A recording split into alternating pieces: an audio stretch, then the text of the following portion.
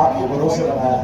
एक किसान का बेटा जो ग्रामीण परिप्रेक्ष्य में पैदा होकर अपने दम पर विधानसभा तक पहुंचा, और दिलीप जी को मैं बहुत लंबे समय से देख रहा हूँ, स्वर्गीय पालिक साहब के समय से, ये हमेशा छोटे छोटे कामों के लिए अपने क्षेत्र की, इलाके की, जिले की हर समस्या को अपना समस्या मानकर आगे बढ़ने का काम करते हैं। इसलिए हम सब इनके समर्थन में आज वोट मांगने के लिए आए हैं। अब दोस्तों, देश में जो राजनीति हो रही है उसमें पहले चरण का चुनाव हो चुकी, मुसलमान की, हिंदुस्तान की, पाकिस्तान की, क्योंकि इन मुद्दों में भाषण देने मजा आता है, जनता को ताली बजाने मजा आता है। और हम लोगों ने सैद्धांतिक बात अपनाई है कि हम लोग सरकार बनने के बाद, और ये कांग्रेस पार्टी का औपचारिक घोषणा है, यहाँ बहुत से किसान भाई बैठे हैं, देश आजाद हुए बहुत समय हो गया, 10 साल बीजेपी की सरकार रही, पूर्ण बहुमत की, 3 काले कानून बनाए किसानों के खिलाफ, पूरे देश में आंदोलन हुआ, सैकड़ों किसानों की आत्मा आज गवाही दे दी है,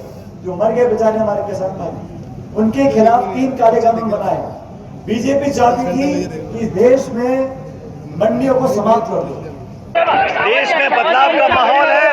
मध्य प्रदेश में भाजपा से ज्यादा सीट कांग्रेस पार्टी जीतेगी।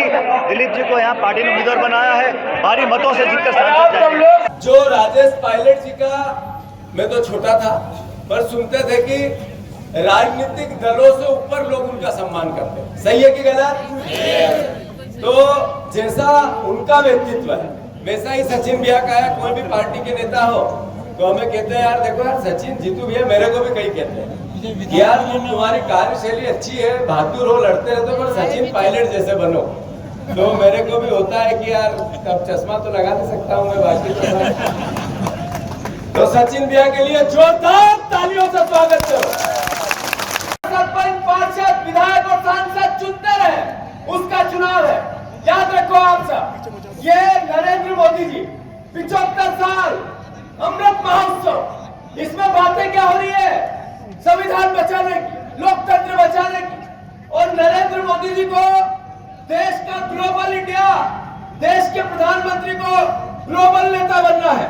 हमारे ग्लोबल नेता की भाषा कैसी है? कैसी भाषा? वो अभी चुनाव में हमारे सामने विजन लग गया है कि मैं 1947 की तैयारी कर 2047 की तैयारी कर रहा हूँ, अब की बार 400 पार भाषा बोल रहा हूँ। और जब पहला चरण जैसे ही हुआ, पता चला कि नैया डोल रही है, गड़बड़ है। मध्य प्रदेश में भी एक सीट थी, उससे 7, 8, 9, 10 हो रही है, तो सरकार कैसे बनेगी? फिर पुराना फार्मूला। अब बात करते हैं कैसी भाषणों में? मांस, वेज, नॉन वेज, हिंदू, मुसलमान, मछली, घुसपैठिए, मंगलसूत्र, बच्चे पैदा करो, कैसी भाषा? अर्बन नक्सल, ये प्रधानमंत्री की भाषा है, ये शब्द प्रधानमंत्री के हैं। और की आबो हवा बता रही है कि हवा का रुख बदलने वाला है। मध्य प्रदेश में जिस तरीके से पहले चरण के चुनाव हुए उसमें 3 सीट से ज्यादा कांग्रेस पार्टी की बनती है, और पूरे प्रदेश में एक तरह से कांग्रेस का कार्यकर्ता संविधान बचाने की लड़ाई लड़ रहा है, आरक्षण बचाने की लड़ाई लड़ रहा है, लोकतंत्र बचाने की लड़ाई लड़ रहा है। और मैं मानता हूं मंदसौर, नीमच, उज्जैन, दोनों सीटें मालवा की कांग्रेस पार्टी पूरी ताकत से लड़ेगी और जीतेगी। ये 10 साल में नरेंद्र मोदी जी ने कुछ किया नहीं, और जो किया नहीं वो बता नहीं सकते। अब झूठ, पाखंड, घृणा, नफरत कुछ तो भी बोल के अपने ध्यान बांटना चाहते हैं। जनता समझ गई है कि 10 साल से झूठ सुन रहे हैं, अब सच सुनना